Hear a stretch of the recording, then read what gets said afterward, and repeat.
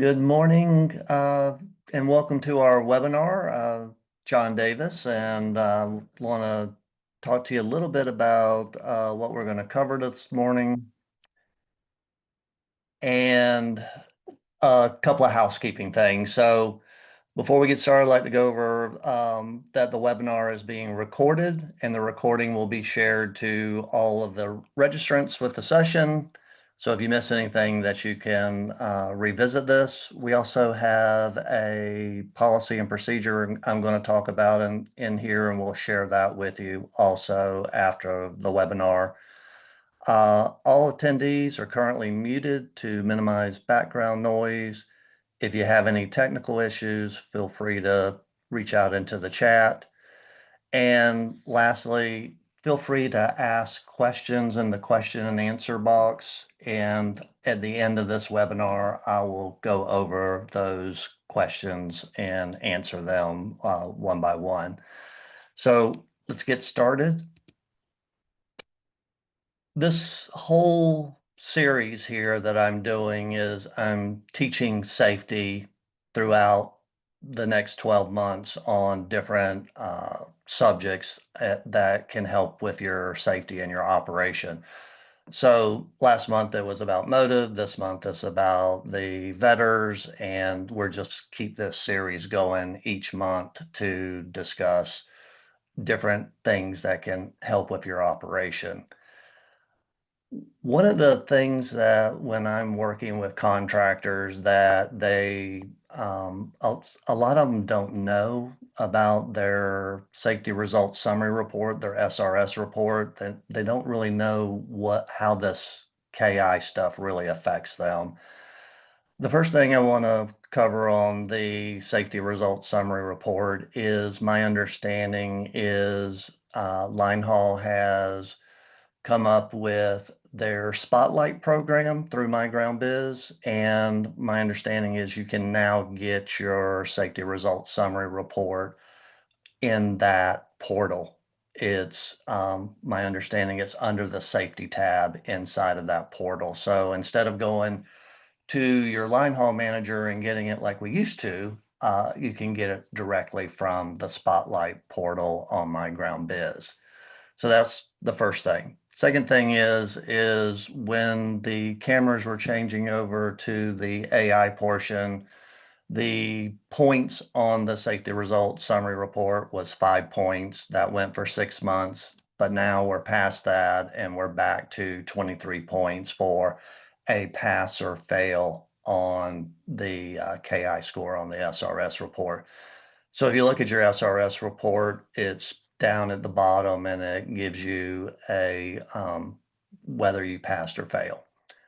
Another question that I get a lot from contractors is what is being reported to Line Haul on their KI?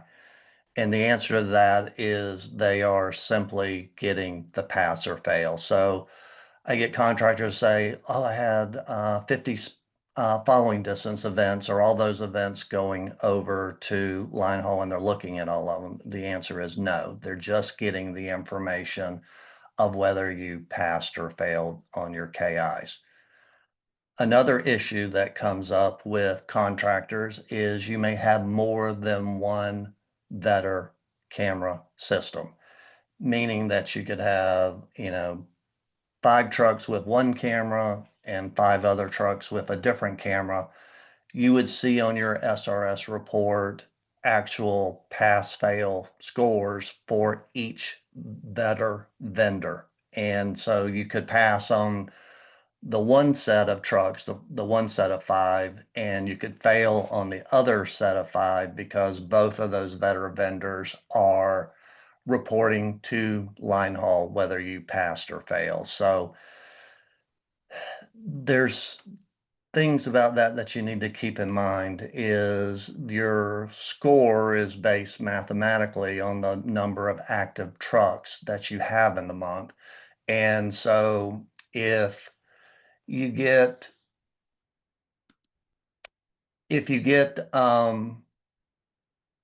the failure on the one and it's only on 5 trucks, if you had one VEDR system and you had all 10 trucks in that, that same system, then you would have a better chance of passing your KIs there. And that's where some of the problems are.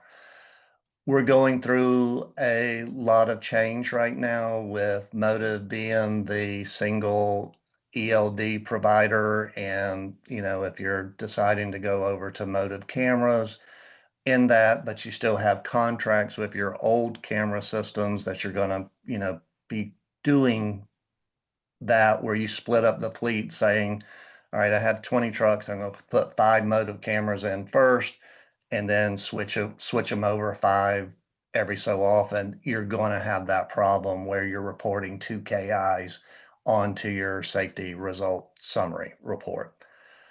Another issue that we have seen, we handle all of the different VEDR companies, and they're supposed to follow the KI calculations for what line haul is requiring them to follow, but they're all different. That's what we're finding is, one vendor could be calculating speeding one way, another vendor could be calculating it another way. So those are issues, especially as you're transitioning over and if you do switch cameras, you may see a difference in KI scores from going to a Motive system from one of the other VEDR systems. So this is just an awareness on that. One of the things that I'm providing everyone that's attending is a written VEDR camera policy, and you could simply we'll send this to you. There's a second page to this policy that has the driver signature and all that on it. Just copy and paste this into your driver handbook, and you're able to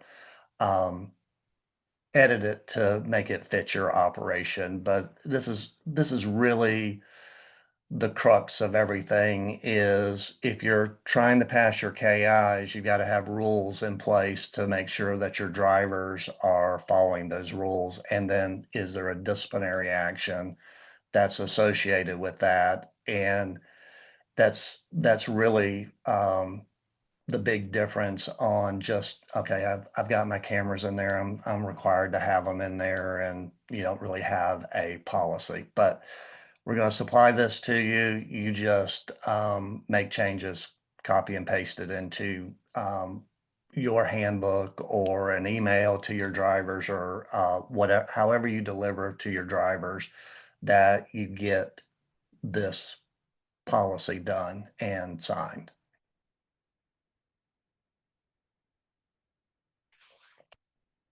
So the VEDR program starts with driver recruitment. And the main thing is you need to talk to new applicants that you have cameras in your trucks.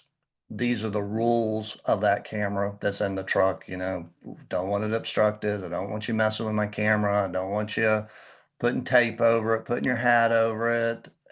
Also have procedures where if the camera falls off the windshield and it's just dangling by the wire, what do you have as a procedure to fix that? It's one thing to say, I'll fix it when it comes back to the shop, but then you get 20 obstructed camera events on your KIs and you didn't have the procedure. What I tell contractors to do is get the double-sided Gorilla tape and put a 3-inch strip in the tractor binder. And the procedure is this: if the camera falls off the windshield and it's dangling there, have the driver pull over to a safe location, put the tape on the back of the mount, put it back up on the windshield. That'll eliminate the obstructed camera problems further in that day. When they can get back to the shop, then have the shop unmount it, remount it properly, and that will eliminate all this. And using the VEDR policy, you can add that procedure that I just discussed and, as, okay, here's the policy on the VEDR, and then here's the procedure on cameras. I see this a lot in areas where our tractors are in very warm climates. It's like Arizona during the summer. It gets really hot in there. That stickiness that's on the camera mount comes undone from the windshield, and just having that double-sided tape in there and the driver being able to put it back up on the windshield can help eliminate a lot of that stuff. When you're recruiting drivers, you're asking questions and you're talking to them, but make sure that you're covering, say, something like this. Yeah, great qualifications. We're excited about you coming on board. And I just want to let you know that there is a forward and driver facing camera. That is a line haul requirement. There's nothing I can do about that. And cover those rules about not obstructing the camera and making sure they understand that.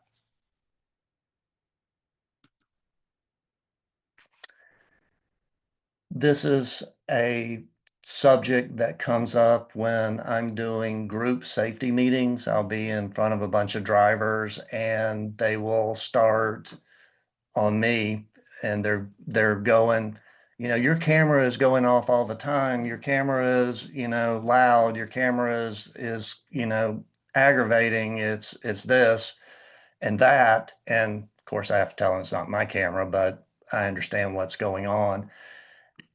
When you're talking to your drivers and talking to new hires, you need to explain to them how the camera works.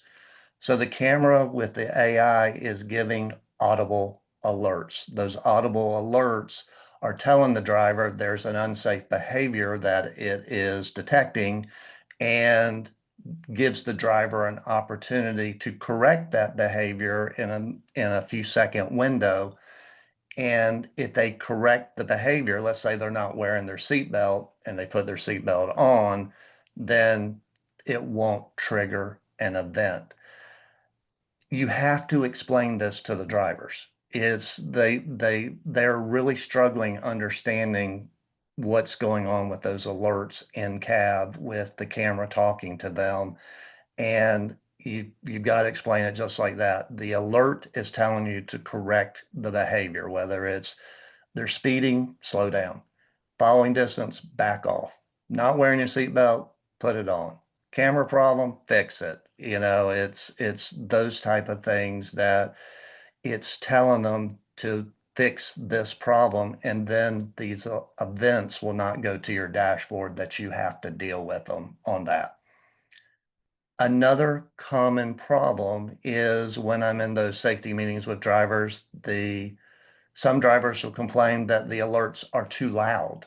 So you need to go back to your VEDR vendor and have them adjust the volume down.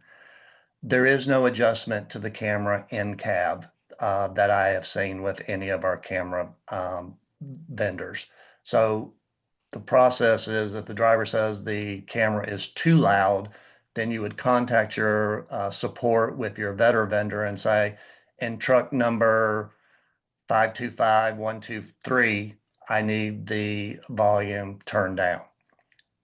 The opposite is also true. I also get when I'm talking to the drivers, they'll go, I don't get any alerts. I don't hear nothing. And that's the alerts are turned down too low. So you would have to get back to support with your VEDR vendor to say, I need the volume turned up. And discussing this with your drivers, hey, if it's too loud, let me know. If it's you can't hear it, let me know. And that will help you manage a lot of this better than going through just event after event after event. And so that will help with the talking to the drivers. One of the other things that I have frequent conversations about is we hire a driver from another contractor and they're coming to your contract. Do not assume that they have been trained on obstructed cameras or these alerts or any process, you have to retrain them like they are a brand new driver. So when they come to your contract, just, hey, I understand you came from another contractor, but at my contract, this is how we operate. Here's the VEDR policy. You understand it, sign and date it.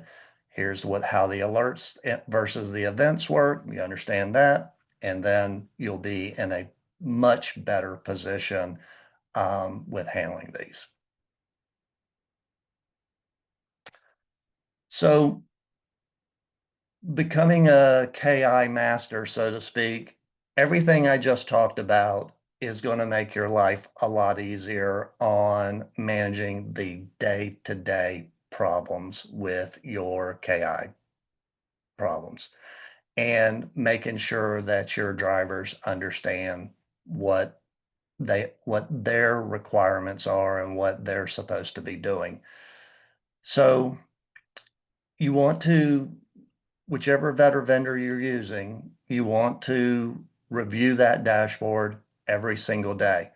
Again, if a driver has a camera that falls off the windshield and you don't check it in the day, you could have 20 events in one day and you could fail your KIs just from that single event. Same with too much speeding, too much following distance. The way we review dashboards is everything is about an 80-20 split. 80% of your drivers, one or two events in the month, nothing bad. 20% of your drivers always having a problem. And having that review of the events on a regular basis will help you to understand that. Now I'm going to go through each of the categories here, and I'm going to give you the strategies for each category and what I see on a daily basis. A lot of the VEDR vendors allow notifications. Turn those notifications on, I know it can be a lot. You get those notifications and it's just one after the other, one after the other. Trust me, we see those notifications coming through. But if you turn your back on this toddler, that toddler is going to get in trouble. And that's just the way it is. And so let me go through the different KI categories. Speeding. There is a lot of misinformation in the space about speeding. And so I'm going to clear it up for you right here that the contract speed per your contract with line haul is 65 miles per hour. You are subject to losing your contract on anything that is 70 miles or more. So we have areas in the western half of the United States where speed limits are 80 miles an hour. Your driver's within a legal speed limit. That is not allowed in line haul. You cannot go 80 miles an hour with our trucks. How do you get caught on that 70 mile an hour? What I've seen, I've had two contractors get in trouble with legal from Pittsburgh when an accident occurred and we put in a VEDR video post-accident like we have to. The speed limit's right on the video. You turn that in and you get caught. And there, I had one that the contractor was about to lose their contractor at 70 miles an hour, and the second one was at 71 miles an hour. So that's where you really got to talk to your drivers about what is going on with speed. The other thing that happens with the VEDR camera, let's say your driver is driving through an intersection, they have a green light and another car T-bones them and is clearly at fault. They ran a red light and hit your truck. When you turn in that VEDR video, you're going to see there could be a speeding problem. They were over speed. The visor was down covering the camera. The driver wasn't wearing their seatbelt. If there is anything wrong in that in-cab video, line haul is going to say that's a preventable accident. That's just what my experience has been, is if there's anything wrong in that video on your part, regardless of what the circumstances of the accident, you're going to get tagged with a preventable accident. That's 45 points on the SRS report. Managing this. You govern your trucks to 65 miles per hour on the pedal and 68 on the cruise. That's allowable. Remember, anything over 70 miles an hour is going to get you in trouble on this category here. So the KI is triggered a little higher. So your VEDR vendor may have it triggered for 75 miles an hour before you get called on that, because that's 10 miles over the contract speed. But if you get caught on any type of accident or anything like that where it's 70 or above, I'm telling you, you're subject. You are putting your whole contract at risk, and that's a problem. The other thing that contractors do not necessarily know is there's GPS tracking on all the trailers, and they have the ability to pull reports on trailers by terminal and check speed. Regardless of what your KI report is reporting to line haul, they can run that speeding for the trailers and they'll go, oh, well, this contractor is always going 75, 80 miles an hour on this because my trailers went that fast. And I've had a couple of contractors that get in trouble on that. When you're handling the VEDR events, the 4 different VEDR vendors, they handle speeding differently. And so what we use is there is a free website called OpenStreet Browser. Save that just as OpenStreet Browser.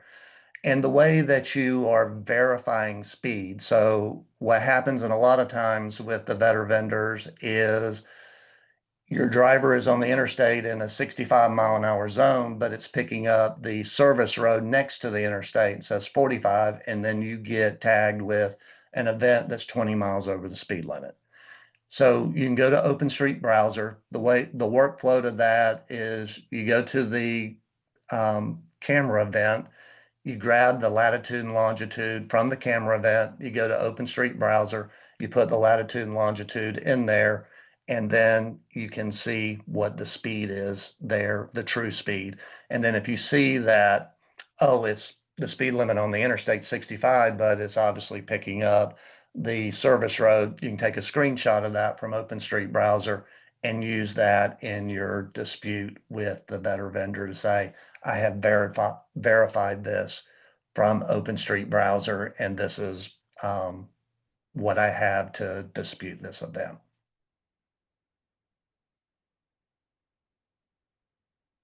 Following distance, this one's a difficult one, but some of the strategies that we use on this is, you have to explain to your drivers that they have to maintain a 3-second distance between the vehicle in front of them. I get this in a lot with drivers where we have a driver that's in Atlanta or Nashville or other metropolitan areas where traffic is horrendous. And they'll go, well, the traffic's bad. I can't keep a proper following distance.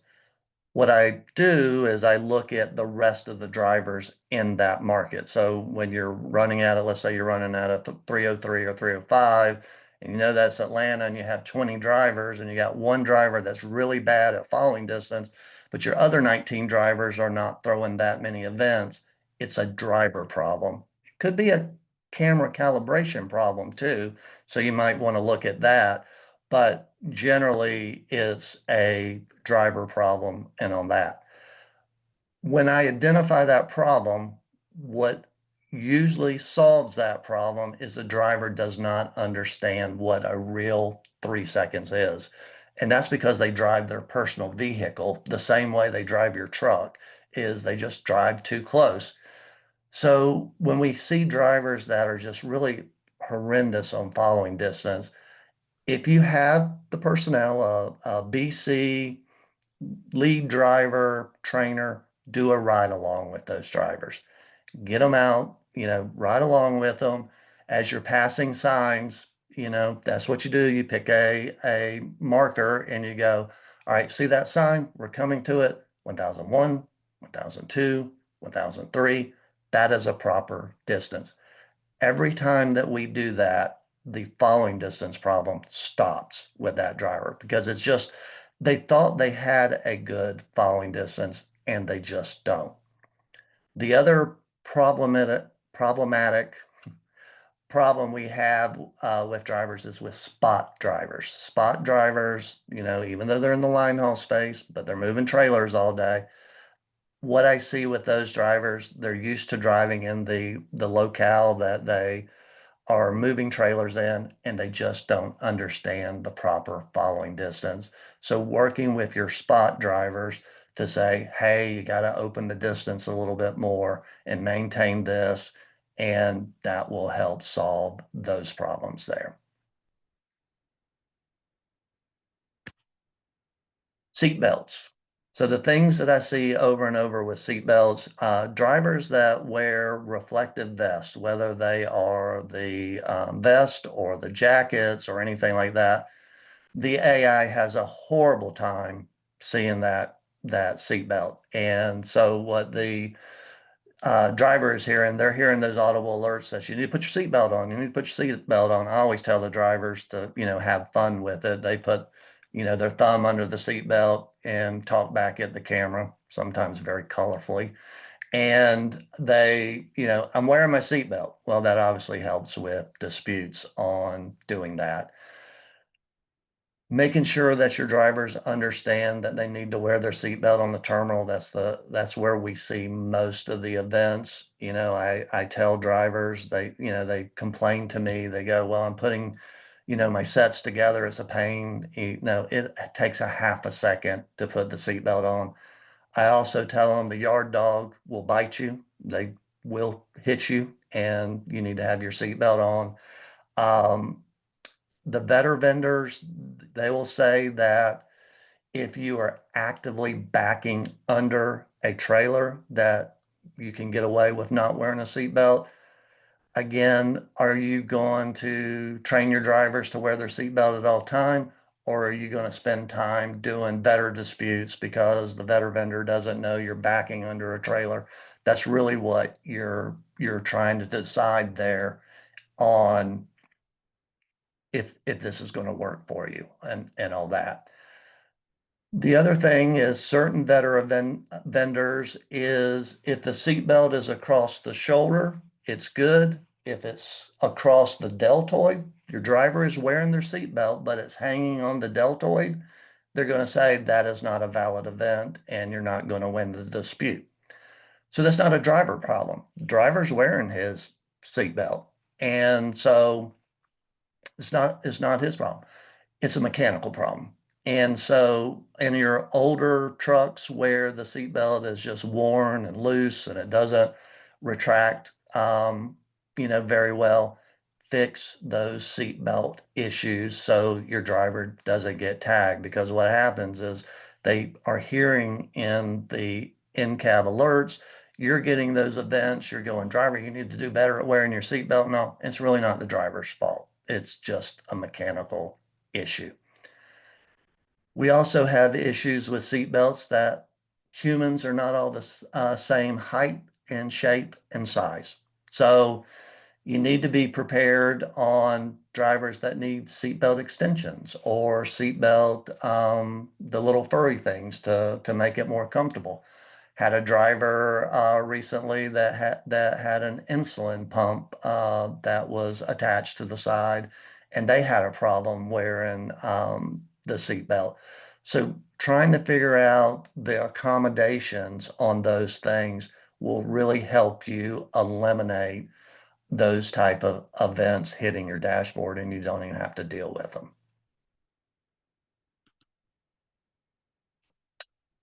Distracted driving. So again, our 4 VEDR vendors, they sort of handle those differently. Not supposed to, but they do. So sometimes it's, holding the cell phone. Sometimes it's, in the holder and we see the driver tapping on the phone. and stuff like that. It could be that they're eating or drinking or something like that. They have something else in their hand. Something is causing that distracted driving event to be created. Again, your driver should be getting audible alerts on whatever it is. If they're holding their phone, put it back in the holder. It's done and it won't do an event. Problems I see in the network with our drivers is I see drivers wearing the Beats headset, both ears covered. I see the wired headsets go into their phone, both ears covered, one ear covered only. I highly encourage contractors to provide hands-free headsets to the drivers with one ear covered. That makes sure that you have the right headset in there. But if you're reviewing your VEDR events and you see that there's a distracted driving or you're looking at another event, it's a speeding event or a following distance, and you see that they got the Beats headset on, you got to talk to your driver about that and say, you're going to get pulled over. That is against FMCSA regulations to have both ears covered, and you need to get that eliminated there.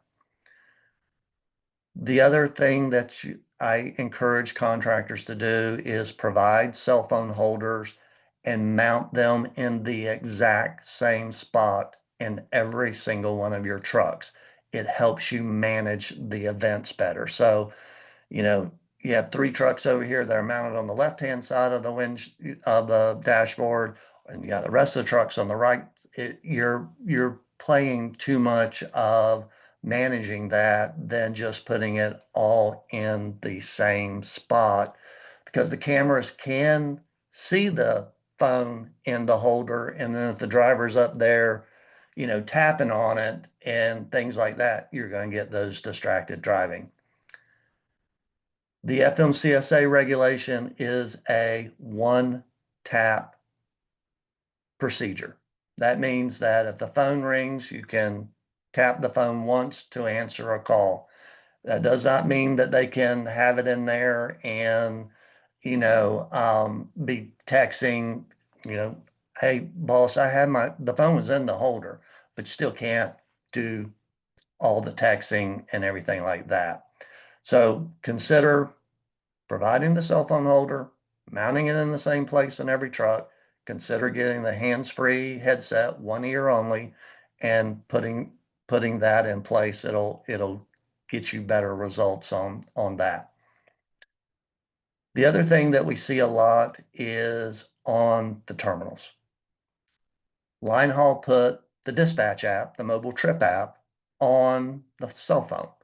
So what's going on is your driver either has it in the holder and they're looking at it and touching the phone to try to find their trailers, or they hold the phone and they say, well, I'm on the terminal lot. I get this a lot from the drivers. They'll go, well, I'm on the terminal lot. I'm not out on the road and all that. But again, where do you want to spend your time? Do you want to be managing disputes and spending all your time with your VEDR vendor trying to get these removed so you pass your KIs, or put a procedure in that makes it a lot easier? The way that I suggest, get your drivers a pad of sticky notes before they start moving. I need to get trailer 800100. It's at door 55. Write it on the sticky note. Next trailer is this. It's in slot such and such. Put it on the sticky note.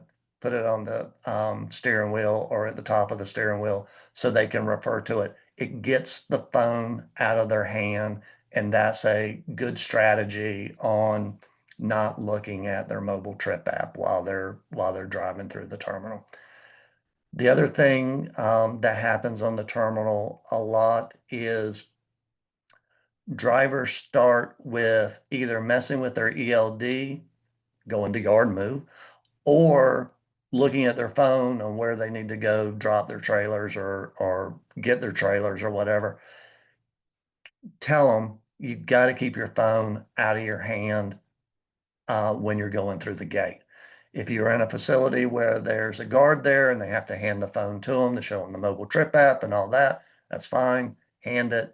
Do not move that truck until the phone's back in the holder and you've got visual that that gate is open. I can't tell you how many gate incidents I handle because the driver is too busy messing with their phones. We have terminals that the jersey walls are on both sides of the truck and trailers as they're coming up to the guard shack. They're looking at their phone, they scrape the jersey wall, or they get up there and they hit the gate. Again, we talked about obstructed cameras. I get a lot of discussion from the drivers and the managers of the contractors we handle about the visors. The drivers will tell me the visor is a legal safety device that is mounted inside the truck. Agreed. If the camera is covering the driver's face, or excuse me, the visor is covering the driver's face, you're going to get an obstructed camera. The way the FMCSA regulation works is you cannot mount anything further down than 8 inches from the top of the windshield. So that's the space you have. And that's where the problem comes in with the visors on that. Some better vendors, if you can show that the driver put the visor down momentarily, and then put it back up, you might get away with it. It just depends. I talked to contractors that cut notches out in the visors. I have contractors that'll tell me that I spent $200,000 on my truck and I am not cutting a notch in that visor. So try to do the best you can. I've had contractors buy shorter visors, so the visor is still available and that they can at least have a clear view of the driver's face on this. I do not accept visors down at 2 o'clock in the morning and the visor's down for the whole night. I see a bunch of videos like that. No, we do have vehicles with very bright LED lights and you got a vehicle coming towards you. You put the visor down at night, but you put it back up. I understand. That's proper use on that. But leaving your visor down on, I just take it with the driver in the attitude that you're doing that to obstruct the camera and doing that. Again, if the visor is covering the driver space, you're going to get tagged with a preventable accident on that.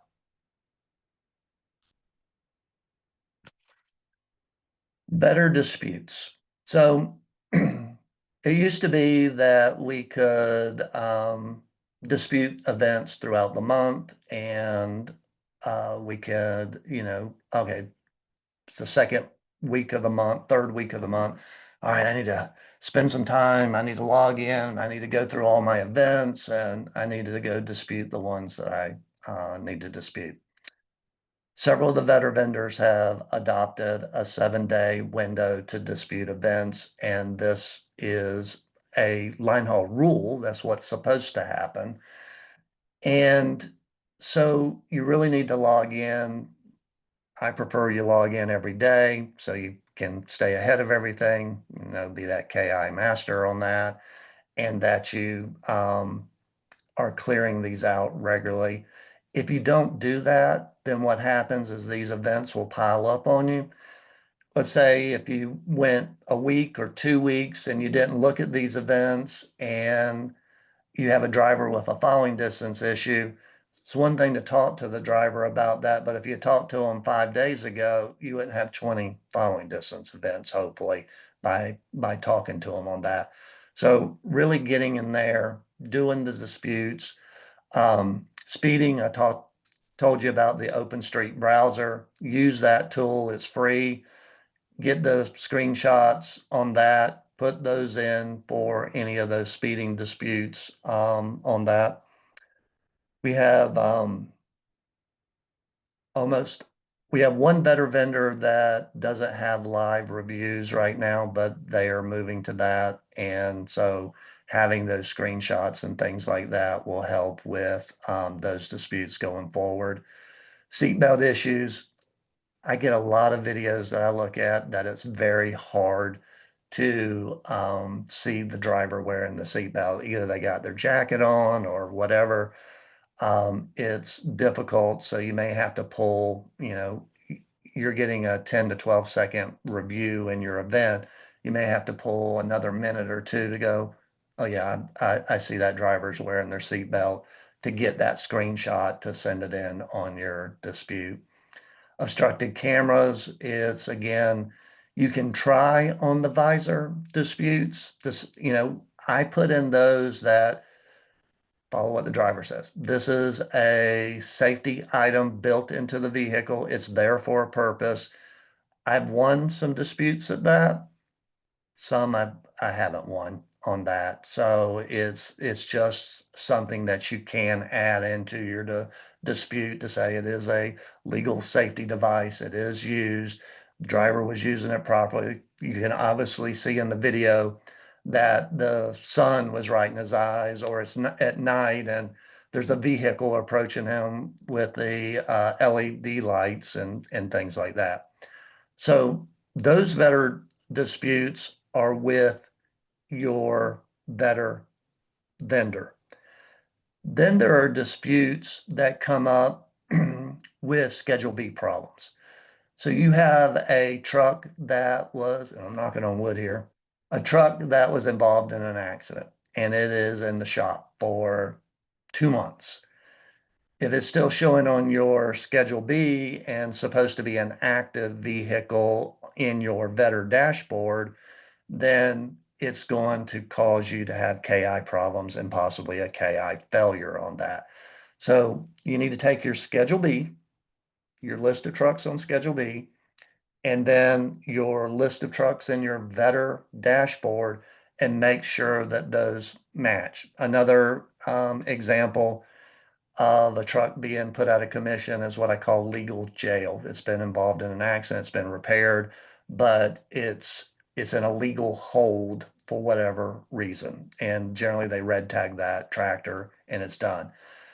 So the way you handle that is, okay, I have my Schedule B here. There's 10 tractors. I have my 10 tractors in my VEDR dashboard. The one that is been in the accident or a legal hold or whatever, you've got to go to the VEDR dashboard and put that tractor out of service. So that's the hard part, is remembering to do that, to say, okay, this is out for a while and it's going to be in there and it's going to be placed out of service. If you get into a situation where you have a Schedule B problem, you do not go to the VEDR vendor. They cannot help you with a Schedule B problem on that. You have to go to line haul headquarters. Here's the email address here. You would send them an email with what was going on with the Schedule B problem. The other one that I see sometimes is we are trying to get a tractor to go active and we're waiting on the tractor file and there's a delay in that tractor file. So anything like that that you see, you would compile an email, send it to the VEDR KI disputes at fedex.com, and just state your case. Here's what was going on with this tractor. Maybe have a couple of them. This tractor and this tractor, it was in tractor file processing and it wasn't done, or it was in the shop for this amount of time and all that. And they will respond back. This happens after you fail your KIs for the month. So here's what happens is you look at your VEDR provider's dashboard and you go, I'm passing my KIs. And then you get your SRS report and your line haul manager calls you and goes, hey, you failed your KIs last month. You're going, what are you talking about? I VEDR vendor telling me I passed and you're showing me that I didn't pass. It's a Schedule B problem. I'm telling you that's what it is. So when that happens, you go, oh, I need to look at my Schedule B, look at the VEDR dashboard, figure out what the problem is, send it to line haul through that email address and have them to fix it. Again, the VEDR vendor cannot help you on that. I know I covered a lot, and a lot of this was more on strategies on how to handle your VEDR program.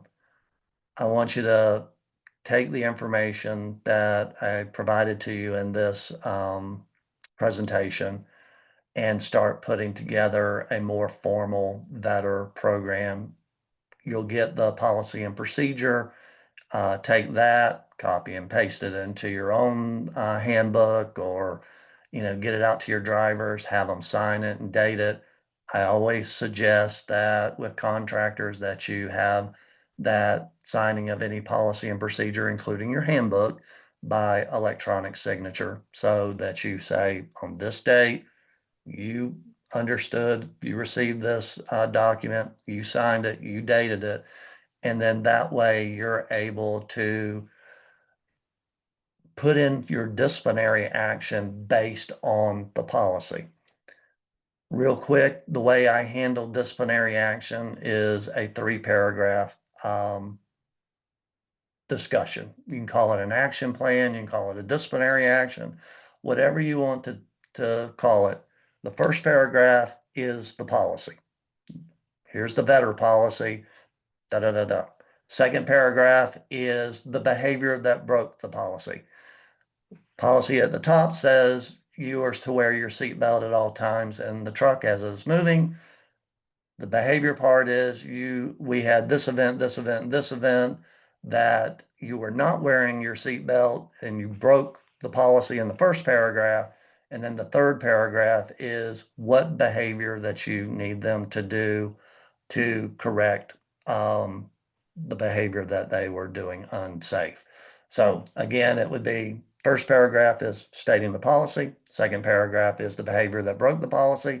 I always include screenshots. So if you had, 5 following distance, take the screenshots of the 5 events, put it under that second section. Third paragraph is, per the policy, you are agreeing, driver, that you are not going to have any more following distance. You are going to maintain a 3-second space, da da da da. Driver's name printed, signature, date, electronic signature, sign it off, and that is delivered. That is a lot easier and quicker way to handle these type of things. Do consider using ride-alongs and things to help your drivers. Also, work with your drivers to watch out for each other on the terminal. I'm trying to get them to be tattletales on each other, but if one driver sees another driver that's not wearing their seatbelt, or they're driving too fast through the terminal or whatever, get them to talk to them. Get your BCs that are at the terminal to keep an eye out on this stuff, doing spot checks on all of this stuff, doing spot checks on trailer coupling, doing spot checks at the gate procedures, doing spot checks on door pull. It's just making sure that the drivers are following the rules on all this. So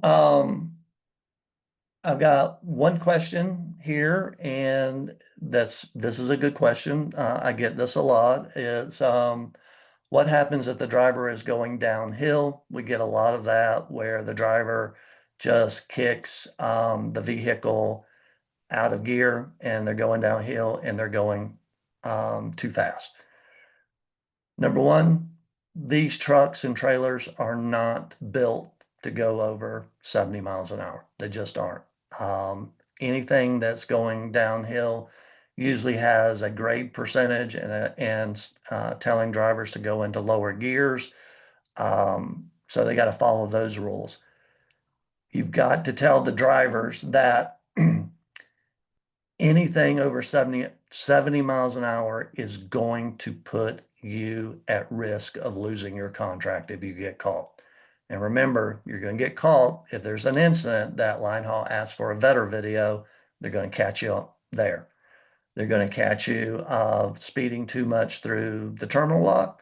They have GPS tracking on their trailers. They can catch you that way. And you just got to talk to your drivers that under no circumstance that you can go faster than what that truck can physically do. We want them to stay at 65 miles an hour, 68 on the cruise. That's where we want the drivers to do. I do want to share that for $50 at a truck stop, a driver can pay somebody to take your governing off your truck. So what you need to be thinking about that is if you start seeing speeding events that are above the 65, 70 mile an hour, and they're not going downhill. I get this a lot where the driver will go, well, I was going downhill. And I go, well, you're on Interstate 40 in Nebraska. I don't know many hills in Nebraska. And so you can catch them on that. They have friends, uncles, dads, sisters, aunts, people that can take your governing off your truck. And the two contractors that I had where legal got involved, they survived because they survived the audit of the governing of their trucks. So all of their trucks were governed except the truck that was involved in the accident. And we stated that the driver took the governing off the truck. But you got to watch your VEDR events and make sure that when you see that anomaly, you need to take the truck to the shop and say, all right, I need to check this.